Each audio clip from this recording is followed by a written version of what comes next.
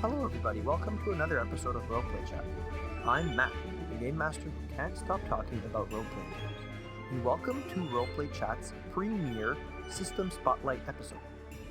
This is going to be a series that I'm going to pepper into the regular show, where I'm joined by game designers that are going to talk about their game. This will give you, the listener, the opportunity to experience and hear about new tabletop role-playing game systems, in case you're, wondering what's out there, or looking to try something with a different flavor or style. In this episode, I'm joined by Graeme and Jordan from Hit Point Press to talk about their upcoming Shift TTRPG system. It's a really neat system, and we talk a lot about all kinds of things, mainly about what the game is, how to play it, but also, we go behind the curtain a little bit, and Graeme and Jordan talk about some of the decisions they made in the game design. All the details about the system, Graeme and Jordan, are going to be linked up in the show notes of today's show. You'll also be able to find a link to the free quick start beta guide of the game.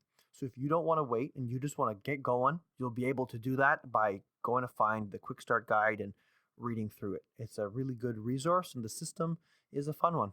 This also happens to be the first episode of Roleplay Chat with exclusive Patreon content. The Patreon launched last week, and members of the Patreon will get access to a host of benefits, including exclusive episode content for each episode of Roleplay Chat. So if you need more Roleplay Chat in your life, go look for Roleplay Chat on Patreon, or link up with the link in the show notes to get access to and make a pledge so that you can get access to that bonus content and some of the other added benefits of being a Patreon for Roleplay Chat.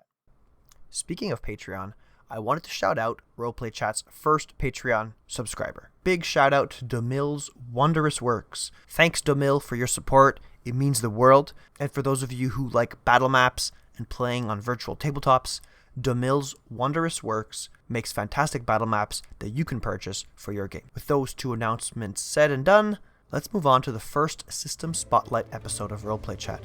I hope you enjoy it.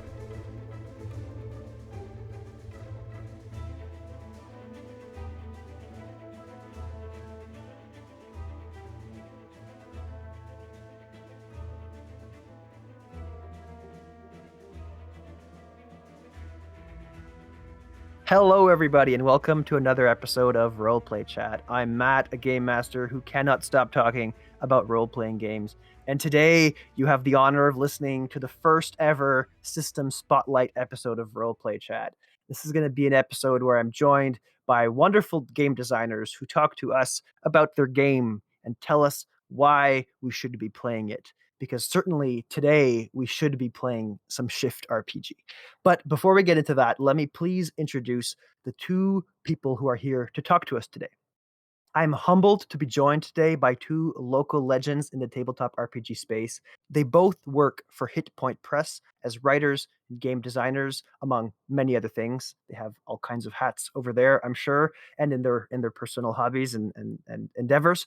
Between the two of them, they hold any awards and have worked on projects such as Humblewood, the famous 5th edition campaign setting, Big Bads, a 5th edition compatible collection of villains and baddies for your games, The Deck of Many, a 5th edition compatible collection of cards to help you organize your monsters, NPCs, locations, and more.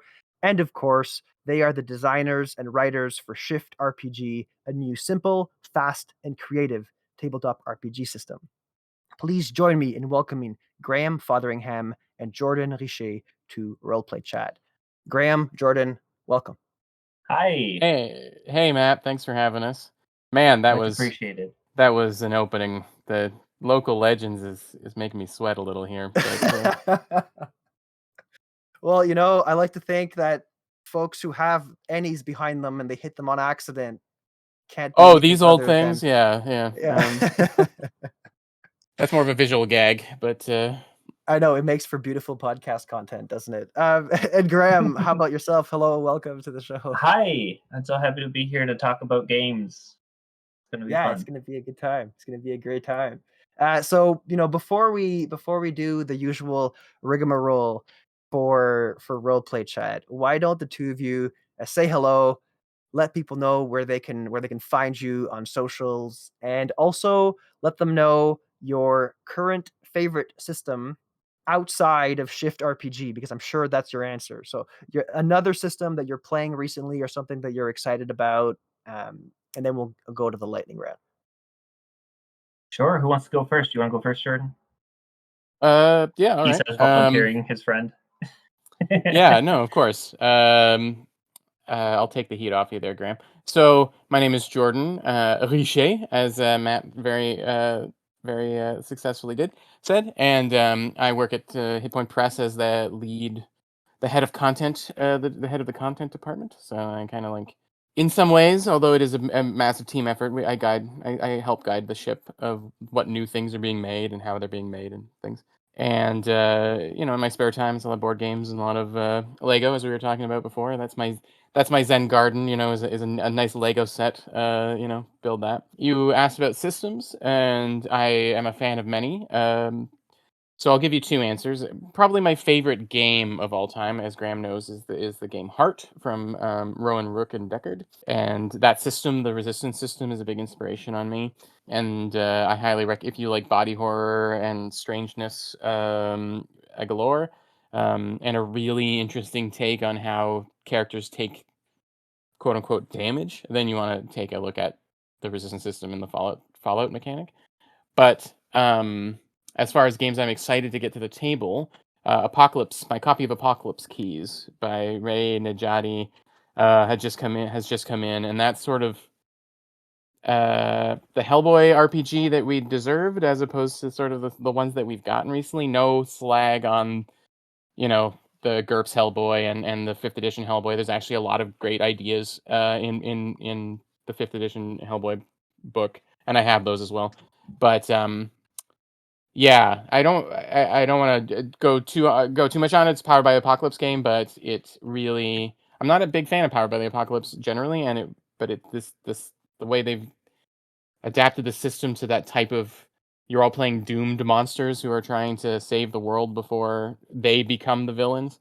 Anyway, I'm just very excited for that. I've been basically sleeping with it under my pillow in hopes of it coming true. You know what I mean? Yeah, that's great. Plus, That's fun. shout out to our colleague Sebastian, who actually wrote some, who works at Hit Point Press, and actually wrote some stretch goal content for it, which I'm excited to get. So That's awesome. That's awesome. So when you dream of playing this game, do you also dream of Sebastian? Is that what you're saying? well, Sebastian is a charming person, as Graeme, I'm sure, will agree. Probably the coolest on our team, or at least the youngest, which I think is default. I think that It's the defaults. default. Yeah, Yeah. absolutely, So absolutely. I can't confirm or deny if Sebastian shows up in my dreams, but I'm excited.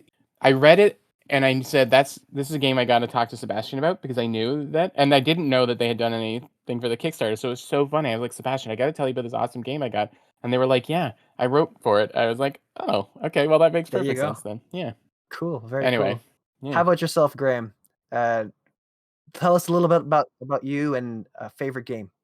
Yeah, you got it. Of them all. My name's Graeme. I just love making things. At Hit Point Press, as you've so kindly said, I work sometimes as a game designer, specifically on Shift, and some other like fun projects that we set up throughout the year. That's always really fun. And then the rest of the time, I work in project management, so trying to make sure that the cogs are turning and like art's coming in, all that kind of stuff. It's really fun. Kind of like, it's very much peek behind the curtain things, but it kind of allows me to be super creative on the other side of I'm just always bursting to get into the creative side of things too, so that's fun. For my favorite system, I love anything that can be played at the drop of a hat. When people ask me what my favorite games to play are, it's always rules light stuff like All Out of Bubblegum. That's always the one that I really want to play. I think the first time I ever heard about it was from some friends at Saving Throw Show. I always want to shout them out. I love them very much, and they taught me about that game. And yeah, it's great. It's great. It's up there with like Lasers and Feelings and all those other great one-page RPGs. Those are my faves. Yeah, micro RPGs are cool. They're nice when you can. That is one of the barriers for entry for most of my games my games, the games that I want to run at my table. Oftentimes, my friends are like, I don't want to read more rules. I'm like, you won't have to. I'll explain it to Yeah. you. We'll play it through, and no, they have to read the rules too. So pulling out something that's the size of like a business card, and Yeah. they can figure it out. That's always an easy win, for sure. For sure. That's always like that's always the goal with like a lot of the things, especially that Jordan and I work on, is like, that's I would say even just in general, that's like 50% of the conversations that Jordan and I have. It's like, what do we love most about a feature? How do we get it on a cue card? And then where do we go from there? It's always fun. Yeah, yeah, exactly. That's cool. And you know what? I feel like the essence of that definitely lives on in Shift. So let's maybe rotate and talk a little bit about that. Really, really excited to talk to the two of you about Shift. I think it's a fantastic system, and I'm hoping that in our conversation today, you can introduce it to the listeners of Roleplay Chat who are, here to learn about a new system, be inspired by the game mechanics and the elements of your game, whether that be for incorporation into their own homebrew house rules, or to go encourage them to check out the free beta Shift RPG quick start guide that they can find.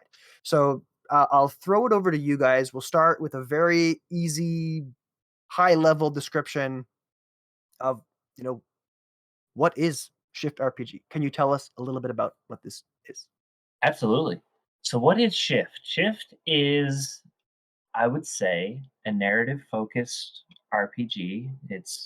There's enough rules to kind of carry you forward through a game, but at the same time, it's built specifically. Like, one of our main goals was to create a game where if you have a concept, Shift is all you need in order to be able to play it. Whether that's your favorite book or show, or just an idea that you had, that you've been kicking around for a while for your own world. We wanted to make a system that is like the fastest way to get your friends playing in that world. And yeah, what about you, Jordan? What do you think? Yeah, I mean everything Graham said is what I sort of think of the game too. I guess Shift, what we want Shift to be. So everyone at home listening should know, like at this point, this Shift is still in development, obviously. But what we want Shift to be is a system that turns everyone into a home brewer, because it Shift has a simple building block, the traits and the Shift dice, and everything from your equipment to your superpowers to the vehicles you drive around in are built with that same Lego brick. And if you understand how to make a single one of those, you can make, like Graham said, you can take any property that you like or your own world and adapt it to Shift. So Shift is going to be one. For me, I want Shift to be the game that introduces people into hacking systems. If that makes sense. Interesting. That's cool. So it's when I read the rules for Shift, and I'm not a game designer, so I, take it for what it's worth. But it seemed to me like it was rather simple as far as the structure of the game. I could introduce somebody who's never played a role playing game before to Shift, and they would probably understand it more, I think, than some of the other games out there on the market. So do you feel like it has that breadth, or was your focus when you designed it more so on the folks homebrewing stuff, and then it kind of just has this byproduct that the rules happen to be relatively straightforward? That means a lot that you said that. I do. I want to acknowledge that you said that it seems so simple, because that's a huge compliment in itself. Good. I I'm glad. appreciate it. I think the best way to answer that is to tell a brief story about part of the origins of the game, because Yeah, absolutely. Go for it. so the main mechanic of the game, that has given its name the Shift, is the idea of these dice that shift down. So every trait that you have, which is a umbrella term for a set of special abilities your character might have, has a die associated with it, from as good as a D4, which is the best die in Shift, and potentially as bad as a D12, which is the worst. And as you do things in the game, there's a potential for that die to shift down and sometimes back up. So a D4 will shift down to a D6 on a big failure and down to a D8, and eventually exhausting the trait. And that mechanic Graeme came up with. Basically, he was just like, Jordan, I'm working on an idea. This was outside of our day jobs, and I think I gave him the idea because originally it was Yeah, going to be the D12 was the best die still, because that's the mechanic that you want to wrap your that's head the around. norm. That's what everyone Yeah, knows. Yeah, that's the Yeah, the bigger the dice, expectation. the better. Yeah, and it has been a minor hurdle for folks, because it just is confusing to think of the lowly D4 as the best die, but because of the way the math shakes out, it actually made more sense to flip it. But once we got that little seed done, Graeme basically ran the game for us for like, it was the first time we'd gotten together after the pandemic lockdown had started. yeah. Basically, We had like a work we did game a night. little pizza party, and it was exactly like you were saying, Matt. It was basically, we just handed out a bunch of like cue cards or recipe cards, and everyone made Hmm. their characters on those. Or had you made the little character sheets at that point? I had, yeah. It was kind of Right. like we were there to play test one of our other games, and then just at the end of the night, I was like, okay, there's 10 minutes left. Do y'all want to play? And even just in like that short 10 minutes, we were able to like, I was able to tell them how to play the earliest version of the game. We were able to sit down and try to, quickly run through a scenario to show how the game would work. And more importantly, we didn't have any rule. So it was a zombie. We were doing a Walking Dead kind of themed thing, and we didn't have lists of options for what your character could have, or anything like that. People were making their characters up on the fly, but the rules were simple. I mean, they were a lot simpler back then. There's a few more wrinkles, obviously, but people were deciding for themselves what their characters had, and basically creating what would be, class abilities in another game. They were Hmm. making them up on the fly at the table on their little 3.5 by 5.5 sized character sheets. And we invented a zombie world and a zombie game, and we're playing, within 10 minutes. That's what we want the game to be. That Cool. Yeah, simple mechanic. And in fact, the core book is going to be centered around how do we make this, how do we help people make this game their own game? that's awesome. Yeah. That sounds really cool. And I wonder, Graeme, you mentioned, or Jordan, you mentioned that Graeme, you were kind of the person to bring forward this mechanic. Was this shifting dice mechanic kind of the core to the inspiration of building the game, or was there something else that kind of sparked the imagination uh, to turn that into something tangible? Sure, sure. I mean, for as long as I've been playing RPG games personally, I've wanted to find a way that I can pull a friend that isn't like a tabletop RPG player and say, okay, you have fire powers because we're playing in a superhero game, and you can just use those fire powers, and you don't really have to worry about the limitations.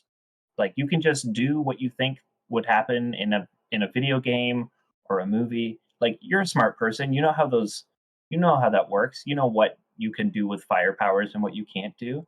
And so trying to find a way to make that work was like a goal for me for a few years. And then when this idea kind of popped into my head of like just having the dice shift down, and especially when Jordan had mentioned flipping it, it kind of created this cool thing where it's like I don't have to worry about telling my players what they can and can't do. This dice mechanic kind of like automatically sets the pace for them while they're playing. Hmm. Where it's like if they use it enough, it's just going to naturally dwindle down. Like that's just how the mechanic works. And thankfully, because of the way that the mechanic works, it also curbs what we would call like a death spiral, where it gets harder to do things, but it also gets harder to for that difficulty to also drop.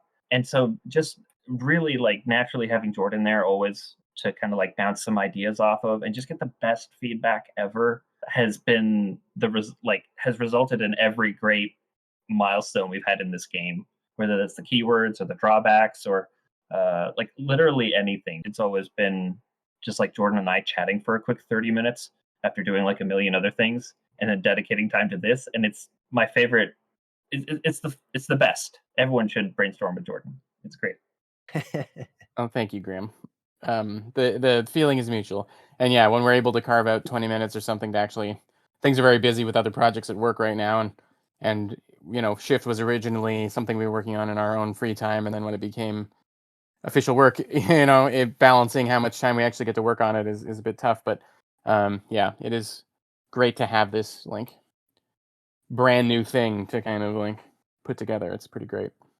Yeah, that's awesome. I do, we talked a little bit about some of the mechanics in the game, and I definitely want us to sink our teeth into kind of, how somebody plays a game of Shift. So if you guys are Yeah. cool with that, why don't we, I think people listening now have a pretty good sense of what Shift is at a high level. Now let's drill down into the nitty gritty. So why don't I pass it over to the two of you? Maybe Jordan, I'll pass it over to you first. We talked about the shifting of dice. Can you talk to us a little bit about maybe, I think the next big piece is the traits, right? So can you talk to us a little bit about the traits, whether that be core traits or focus traits, and we can go down the list of like the major mechanics of the game. Are you guys cool with that? That'd be great. All right. As I was saying, what's really important and what we always sort of, when we're looking, and I tend to be a person who likes to overcomplicate things a little bit, and what I've really been focusing on with Shift and what we've sort of had as a mantra is, do we need a new mechanic, or can it be that building block, that trait, right? And so we could write that down on that little card and hand a trait on a little card to somebody, and they would be able to start building their own game from just that. The core building block of Shift is a trait, and it is, and as I mentioned before, the name of the trait is sort of an umbrella term for a grouping of abilities. So Graham's example that we use a lot is like fire powers. Something like whatever that X-Men is that has fire powers. Probably Pyro. Graham? Is that how that works? Yeah. Yeah, something like that. I'm only picturing the like Fantastic Four guy, like the Yeah, Even unicorn. better. Let's go with Human Torch. let's That's a go great with Human example. Torch. Yeah, Human Torch was denied a bank loan. So sorry, random Anchorman reference for no reason. So a trait takes that position of a grouping of a bunch of abilities. So maybe on that Human Torch character, it's your flame on power, and or on your vehicle, it's the engine, or on your ranger, it is your animal companion. It's a single trait. It could represent just that. So inside that umbrella of the trait, you can take whatever action is reasonable, whatever action the table agrees it makes sense narratively. So, like as Graeme said, people who play RPGs, everyone is a creative person, but people who play RPGs are creative people in particular, and they have an imagination, and they can kind of come up with cool ideas on the fly. And instead of looking through a list of the options, your trait, as long as it fits in the umbrella of the trait, you're able to at least try it. But to kind of encourage character development and things like this, we've added the concept of keywords traits, which are just what they sound like, a little one word, maybe occasionally two word descriptors of what you're really good at when you're doing these things. So perhaps the Human Torch's flame on ability would have, I don't know, blast and spread or something like that. You can make flames spread and you can blast them. Well, it's a really good example of the Human Torch, because with the fire powers, you wouldn't expect it to allow you to fly either. So, like, when you hear fire powers, you don't always think flight. So that would be a cool thing to write down as a keyword. Yeah. And as long as you are working within, when you describe the action you're trying to do, the trait that you're using, and then as long as it fits under the umbrella, you can certainly attempt it. But if it falls under one of your keywords, which you gain more of as your character develops, then you get to roll without any penalty. If you're rolling under that umbrella but outside of the keywords, then the chances of shifting down become bigger. It's called a risky roll currently in the system, and so someone's got that Human Torch ability, they've got blast and they've got spread, but then they remember the Human Torch can fly, and he's like, I can create heat underneath me to lift me up off the ground. And that's absolutely perfectly fine, because it makes sense under the the narrative umbrella that you've created with the name. But the role is risky because what I compare it to when I'm teaching the game is, there's things that you've practiced, and those are your keywords, and there's things that you can do, but you haven't really tried them out and perfected them yet. And then if a person starts finding that they are using those those things that are outside the umbrella, or outside the keywords rather, a lot, our game allows them to add that in as they level up, because as you get new keywords, you're like, I really like flying. I'm tired of it being risky. I'm gonna, take that narrative time to get better at flying with my flame powers, and add um, the flight keyword to that. Yeah, And that makes a whole lot of sense. So just to kind of, I'm a person who likes to reiterate things that are told to me to make sure that I've understood them.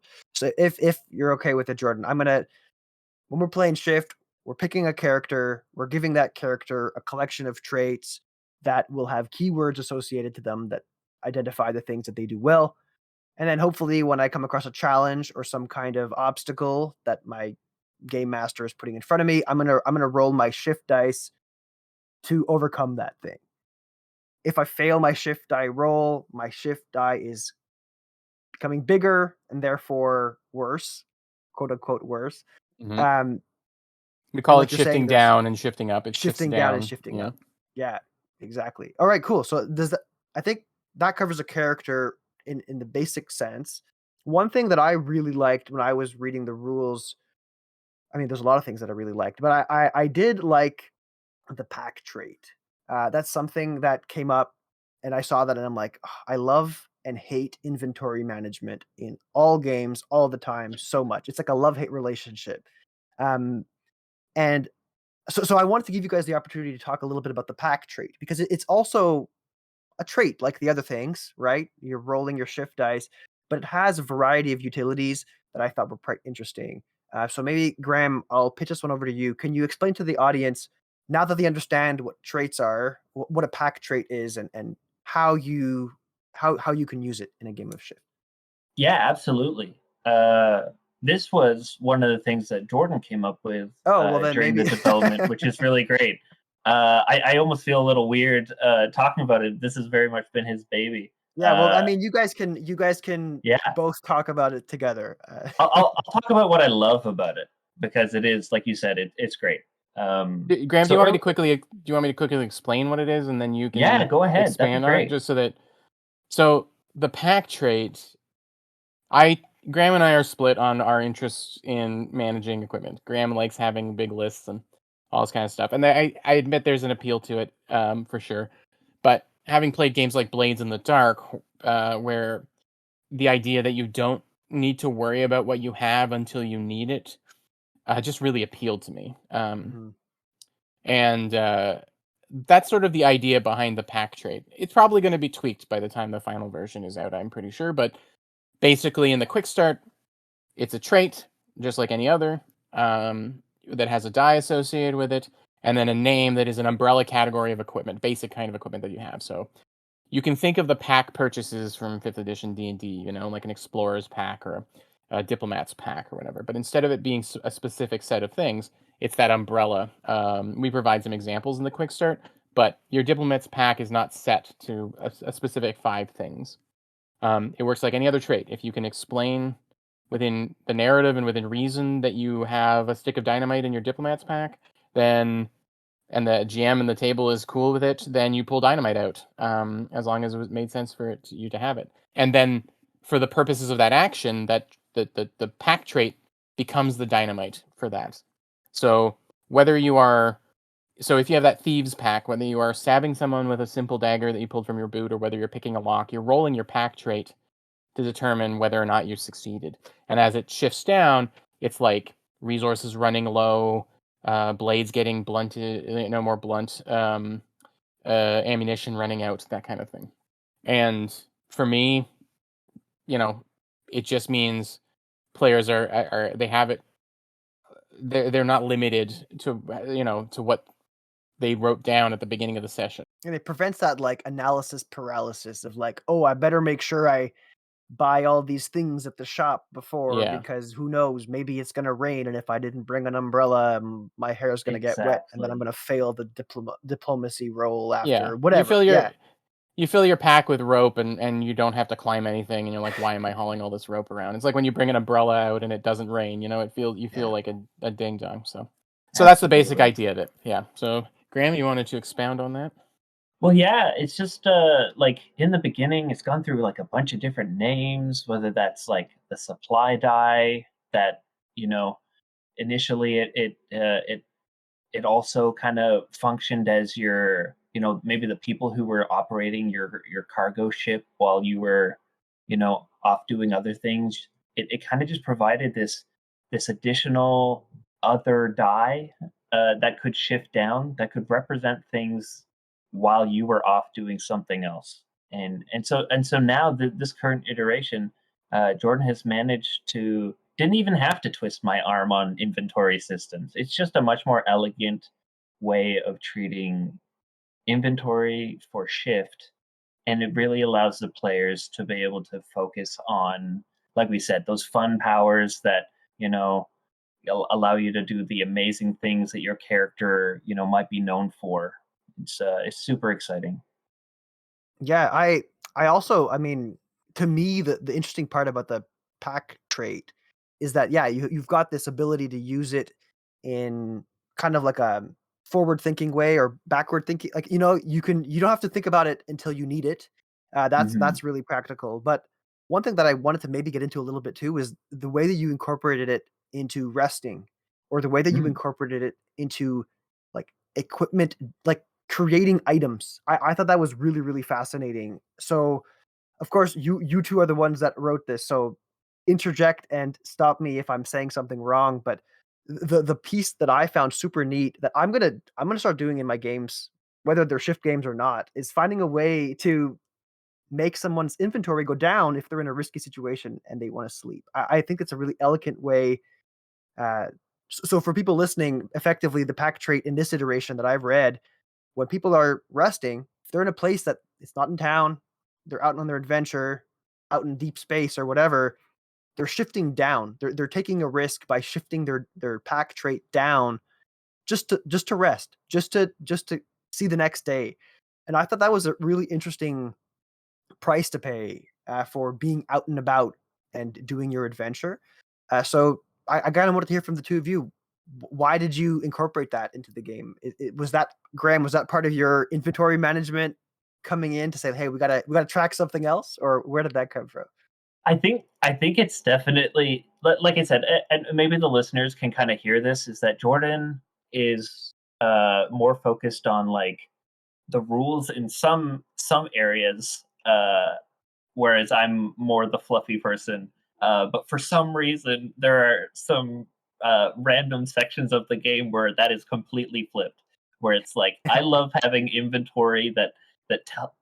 I think it's my love for like particular puzzles where I love to have like a set of tools in front of me that I can like kind of piece together in a fun way to figure out a cool problem. Uh, and so this is definitely a result of Jordan working with me on that.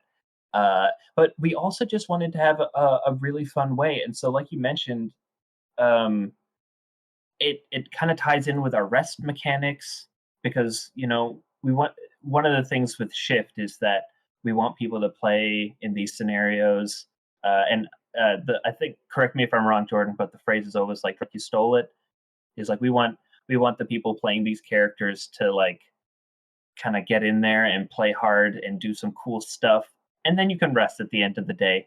But there needs to be a cost for that. And so this was just a really fun way to kind of tie all of those things together at the end of a session, allowing players to feel like they'd earned those cool moments by shifting down a trait, and the pack just made sense. It's like it represents your preparedness for the next day. And sure, if you don't head back into town, then that's just gonna kind of naturally continue to head down, and the amount that you're able to prepare before you head back into town will just kind of like naturally fall away from you until you get a chance to do that. it almost creates like this really natural ticking like clock, right? Like it's just gonna keep Mhm. ticking down the further away you go. I love it. I love it. The core of Shift is that it's sort of this gambling game. Like it's a gambling resource management game. And all of this is kind of couched in the Maelstrom setting that we're using to develop it, where the default version of Shift currently is that characters burn bright then burn out quickly potentially, if they're pushing themselves really hard. We're gonna have ways of turning that dial towards more Saturday morning cartoon where they bounce back, or Mhm. make it even more difficult to rest, and that kind of thing. But the default is sort of, your character is each trait. The best a trait can have is a D4, which means it can shift down 5 times before it exhausts. And that's 5 units of resource that you have to spend on things. Now, this is not how we present it in the book, obviously, because that's boring as hell. But in the context of the game, your character is 15 to 20 units of resource. And not only does rolling your dice risk those resources, but you can voluntarily shift them down and spend those resources to get automatic successes, which I think is a really cool idea. It would be like losing a point of strength in D&D so that you could do this amazing feat of strength, Mhm. Um, and I really like that idea of the pressure in games, that you're running out of resources, you're running out of time and stuff like that. And so yeah, we don't ask you to plan what equipment you're bringing, but you sure as heck know when it's going to run out, or when you're getting close to running out, which for me fundamentally is the more important part. One of the coolest board games I ever played was a Warhammer 40K game called, oh crap, it was so good I forget its name. But you play it as you play as Space Marines. It'll come in. You play as Space Marines. You're going up against aliens. It's basically like Aliens, the movie, and had this amazing mechanic where you didn't have to track ammunition, but built into the game was a point where your gun started going click click click and no bullets came out anymore. Hmm. And it was all down to the die rolls. I got more, what do you call it? There was just so much dramatic weight to that moment. You know what I mean?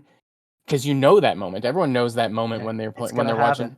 You're watching a movie and the guy fires 6 rounds and squeezes it one more time, and there's no seventh bullet in the chamber, and that is cool. And I think that Shift captures that really well. I mean, I think the best example of a trait is a gun. Unfortunately, in Shift, it just is like, it means you're not keeping track of ammunition, but eventually you're going to hear that click, click, click, and it's not going to work anymore. And I think that's really cool. And then being able to voluntarily shift something down in order to get a success, but permanently kind of hamper yourself for the rest of the session is like just a very interesting thing to me. It won't maybe appeal to everyone, and we certainly have players when we've done our play tests and stuff that are like, I'm just gonna keep rolling, even though they're in these dire situations. The other thing that is interesting, that I like, is that it makes those lower dice, those worse dice, more useful. Right, Graham? Like if you have a D10, Absolutely. if you have a Yeah. D10, you're only succeeding 30% of the time compared to a D4, which is 75% of the time or whatever. But if you have only a D10 in your body, your strength kind of stat, and you really need to knock that door down, you can just voluntarily shift it to a D12. Yeah, it's going to make your life a lot worse if you have to roll it again, but you get a guaranteed success in that moment, and players are not feeling like, it leaves players feeling like they can always do It something. provides agency to the players in that way, where it's like, I maybe don't have, but the odds aren't on my side, but I can still make a cool moment happen, even if, and it comes. It, my hope is that those cool moments are always kind of painted in a dramatic way, whether you're, Sure. you know tackling a bad guy off a building and taking significant damage because of that, or That Yeah. Human Torch is at a D12. One more shift and it exhausts, and he won't be able to use that ability anymore. But he can voluntarily exhaust it and just, save all of his friends and burn the building or do whatever he needs to do, right? And so, it walks that line of like, oh crap, we're running out of time and resources, but also there's always a chance to do something cool. And Yeah, and it also, like you're saying, Graeme and Jordan, it comes to speak to this idea that the characters will burn fast and bright, right? You maybe you Mhm. succeed at first, but then after a couple of failures, you're you're gonna be spending those resources to guarantee your auto success at the expense of your character's, quote unquote inventory, Yeah. or the juice left in the tank for that particular A- trait. And if I and if I may, I think one of the really cool things that we've heard from players is that the way that the traits work out again, they've kind of they're these Lego bricks that help you form your character, and you have your core traits, which are by default your mind, body, and soul, which are kind of the three of those encompass just your general actions that maybe aren't as spectacular. Those are like your everyday things. When you're using that stuff, what we've heard is that a person that has relied on using maybe their mind trait for the majority of their game and they've burned it really low, almost just like in a real life situation when you're fatigued or your brain's not working well, you have to rely on these other tools that you have, whether it's Mhm. like your body or your soul trait now, because you got to talk your way out of it because you really don't have any juice left in your muscles or your mind. You're like, okay, well now I gotta try to connect with this person because I'm out of other options. That's my new best option. Yeah, And and that's cool. and it kind of what we've seen is like players will come into the game with an idea of what their character is going to be, and then they discover new ways to play them as those resources, as they kind of have to like plan out when their resources, the plan B becomes plan A very quickly. Yeah, absolutely, absolutely. So yeah, I think the traits are fantastic. So you guys did a great job there, without a doubt. Really quickly, I wanted to talk a little bit about character advancement. Jordan, you brought it up very briefly at one point earlier in the conversation about how characters progress in the game and quote unquote level up. I am quite fond of the way that you guys have implemented this character advancement in the game, where you kind of have these points that you can sort of sit on at the end of a couple of sessions and then spend them all at once to get something really cool, or you can buy smaller power ups, as you know, as at the end of every night if you want. I wanted to open the floor to kind of listen to why you decided to go that route instead of having, like, I don't know, a tree of skills, or you know how in a lot of games you've got these options where, pick from this list, or here's the tree and you got to unlock this one to unlock the next one, or what have you. So what was your ideology behind the character advancement?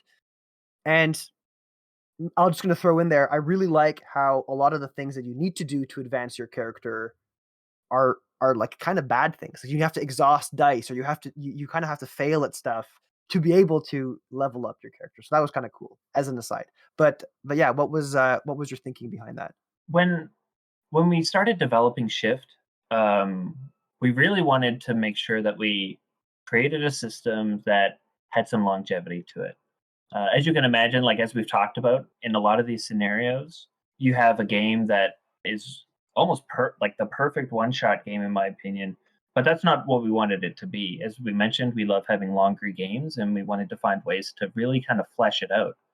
And so when it came to character advancement, as Jordan had said, we have some really great games out there that handle character advancement in cool ways. And one of them is Blades in the Dark, where it's like, yeah, that you got to go through some pain to kind of come out better on the other side. So that's a huge inspiration for us as well. And it just seemed like, I guess maybe from a more mechanics point of view, the best way to ensure like a solid pace is that there's a reward to people doing trying cool things regardless of whether or not you fail or not. So if you try a cool thing and you succeed, the reward is that you succeeded and there was a cool thing that happened. And on the flip side, if there is something cool that you tried but maybe it didn't work out the way that you wanted it to do, or the dice didn't play nice. We didn't want that to be a feel bad moment. We still wanted to make sure that that was maybe in the narrative it's a learning opportunity for your character. Like, oh, I won't do it that way again, and that kind of gets added to your character as a fun experience point that you can then use to make your character more capable later by adding new keywords or unlocking new traits for your character, and developing, really kind of expanding your character in an almost like a natural way. Yeah, Graeme mentioning other systems is, I mean, in the indie scene, things like Powered by the Apocalypse, like you get experience points in those games by whenever you bomb a roll, and I just agree. I think it's an elegant way, especially in a game like Shift, where when you're playing D&D and you roll your d20. Yeah, you might succeed, you might fail, but that D20 will always be a D20. It doesn't turn into a D16 or something all of a sudden. And for people, that's a real jarring thing to have an ability kind of get worse like that. And so tying advancement to failing means, yeah, that people are more willing to gamble. And it's whenever a die shifts down for any reason. So when you rest and shift that pack trait down, that gets you an XP. When you voluntarily burn one of your traits to get an automatic success, you're not failing, you're actually succeeding spectacularly, but you get that XP as well. And so it's just like, it seemed like a very straightforward way for people for us to push the mechanics of the game onto people to make them want to try and do bigger, bolder things.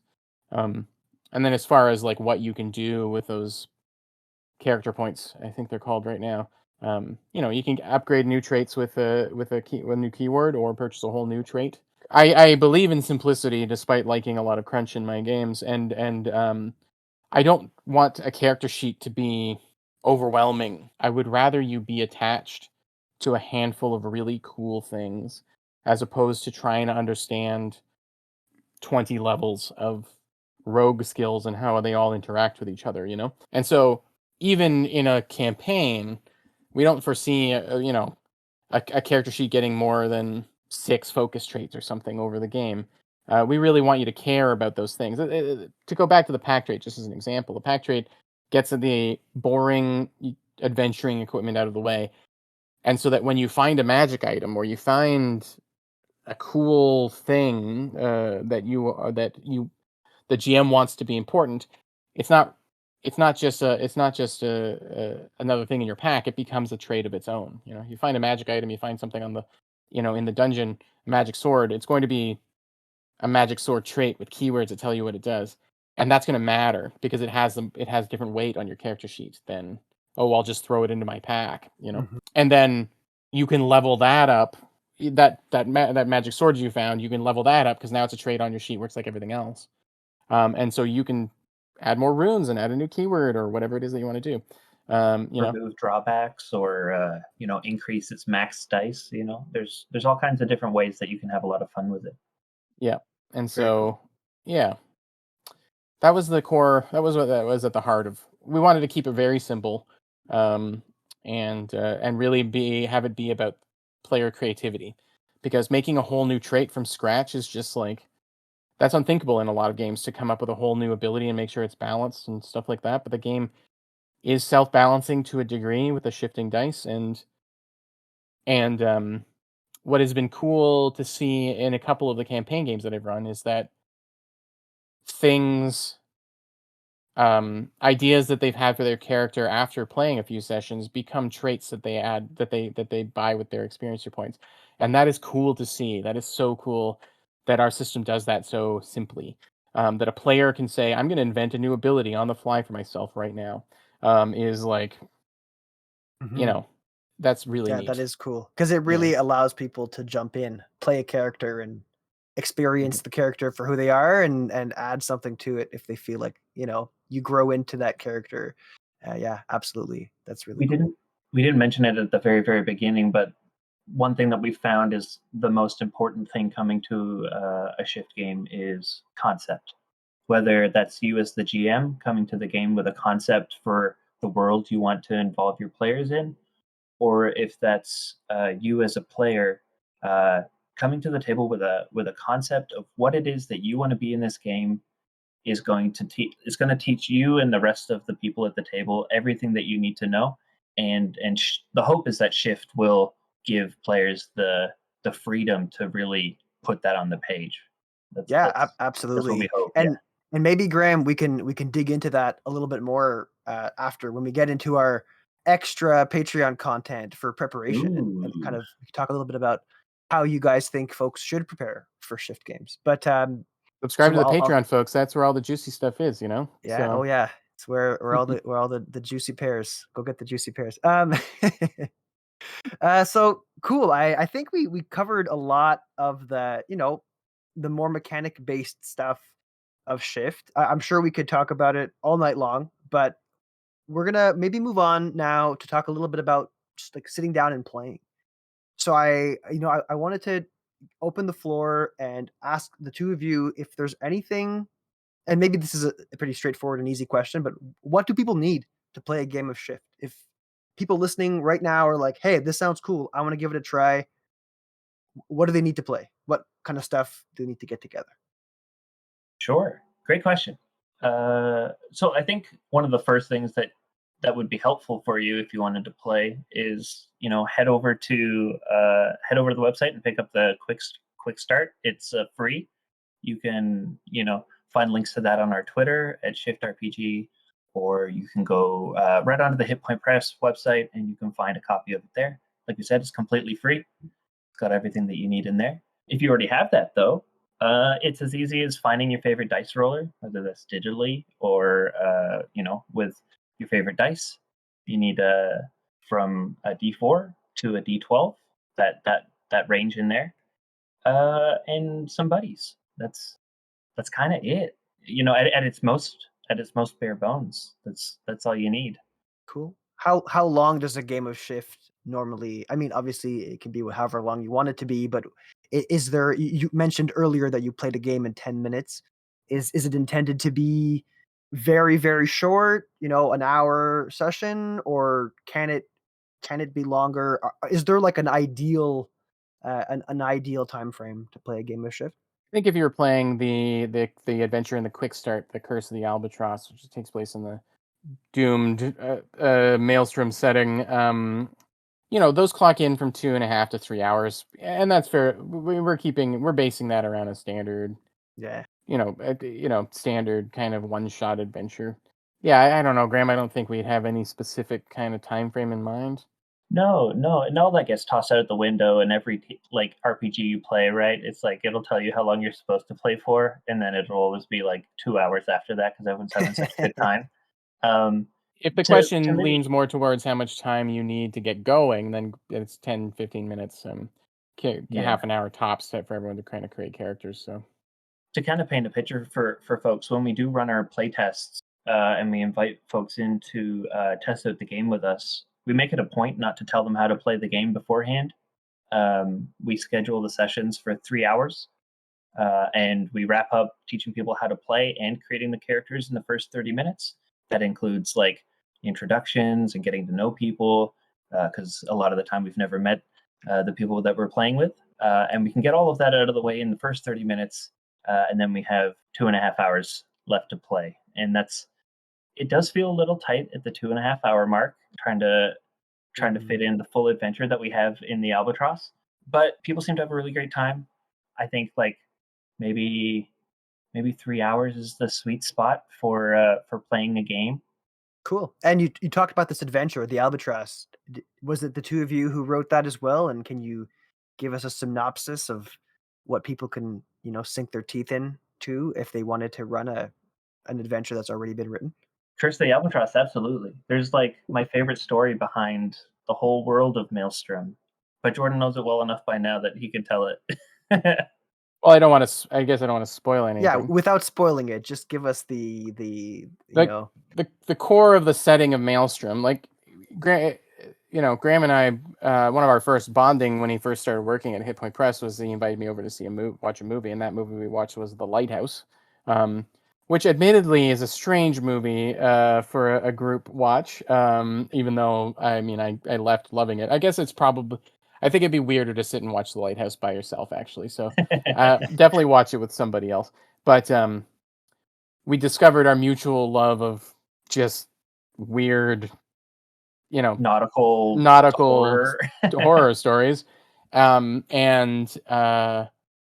Maelstrom was kind of like the setting of Maelstrom was kind of born out of that. And Shift is a system that can be used with all sort of settings, but we needed something to develop a setting to develop it, so it made sense for Maelstrom. And it, pardon the pun, the fishing pun, but it did hook a lot of people as well. The Curse of the Albatross takes the main idea when you're playing in Maelstrom. The main way that people become adventurers in Maelstrom is by being what's called a wiki, a term we learned from the film The Lighthouse. And basically, they're the people who literally keep the lights on. Maelstrom is a place that has been plunged into darkness. The ocean swallowed the sun. That's the mythological kind of thing that happened. And now it's just starry night all the time. And lighthouses have become these magical sources of protection. They literally protect anything that their light hits. And so the wiki's jobs is to go around and keep those lighthouses lit.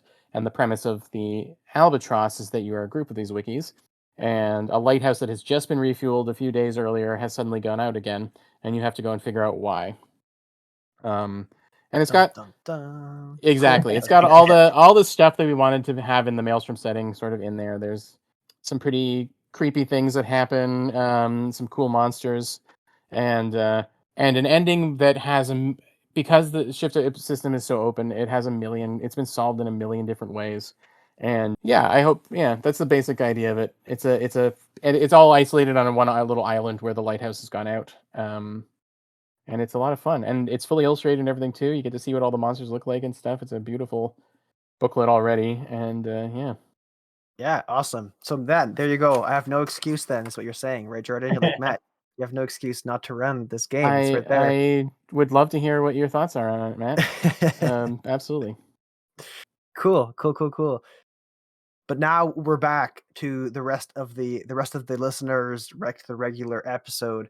And I think this has been a fantastic conversation about Shift RPG. I think the two of you, Graeme and Jordan, you've made a wonderful system here. I know it's still in testing and it's still, you're still working out, ironing out a few details, what you're going to call the pack trait. I like the pack trait. For what it's worth, I vote keep it called the pack trait.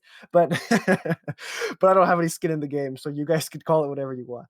But yeah, so why don't we remind our listeners a little bit about where they can find the two of you and your projects, Shift RPG among others, and also if you have any parting words of wisdom for people listening, final thoughts to convince people to play Shift RPG. If all of these endorsements weren't enough and they needed that extra push, this would be the opportunity to do that too. And Jordan, I'll throw this one. Oh yeah, go ahead, Graeme. Go ahead. oh sure. Sorry. I was just gonna say you can join our Discord. There's a lot of people creating their own content already. Every single day of like the work week, we post new examples of ways that you can play your favorite games, topics like books, everything in that Discord, so that you have plenty of examples when you want to run your own thing. You can download the quick start from hitpointpress.com. It's free, and that includes the Maelstrom setting, which is super exciting.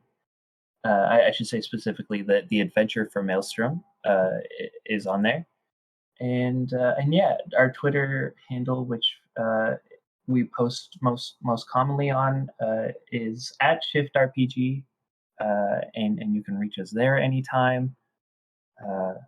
Yeah, Jordan, did you want to add anything? Yeah, I mean, you can follow me on Twitter while it's still there at Made of Cartoons, and I'm happy to talk about all of this stuff and engage there. But yeah, we're trying to be fairly active in the Discord. That's Graeme's domain for a lot of things, but it has been really cool to see.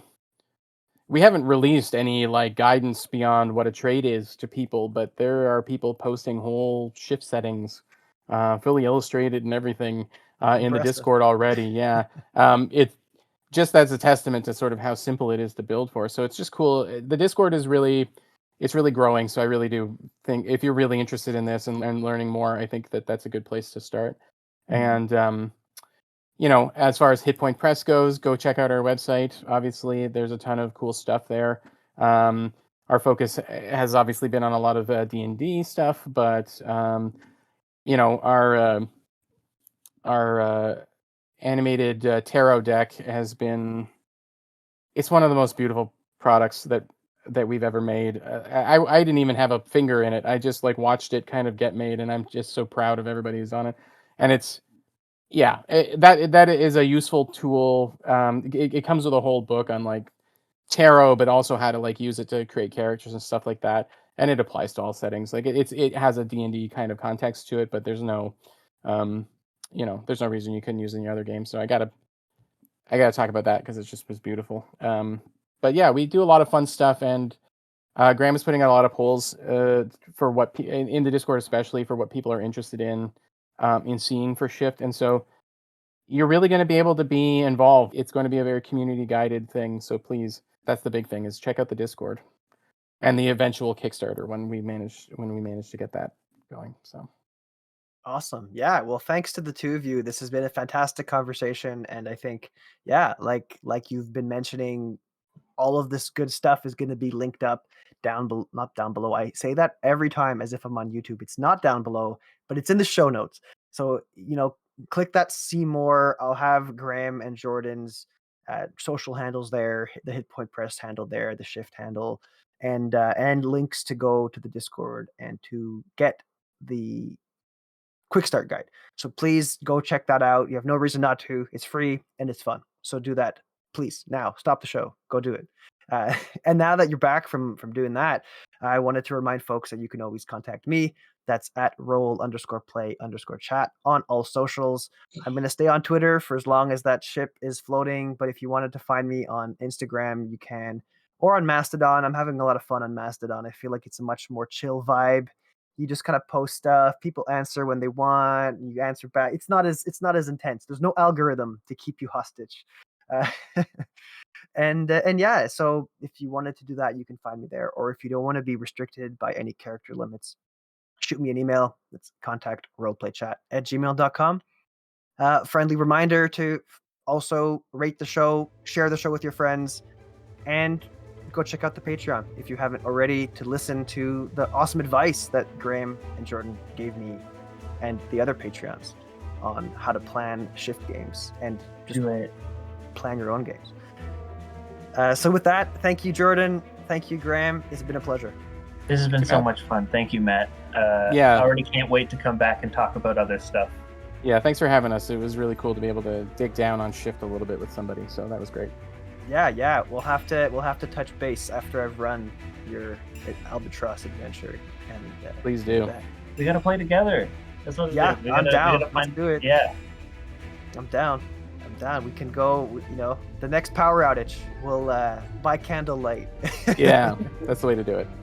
Perfect. or not. You don't have to wait for a power outage. I'm happy. But yeah, thanks, guys. And with that, let's call it a chat.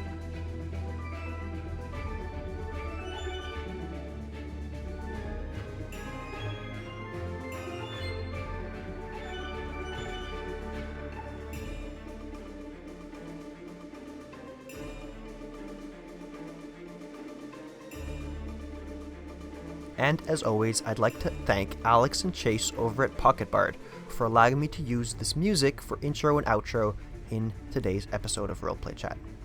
Go check out PocketBard. It's real cool.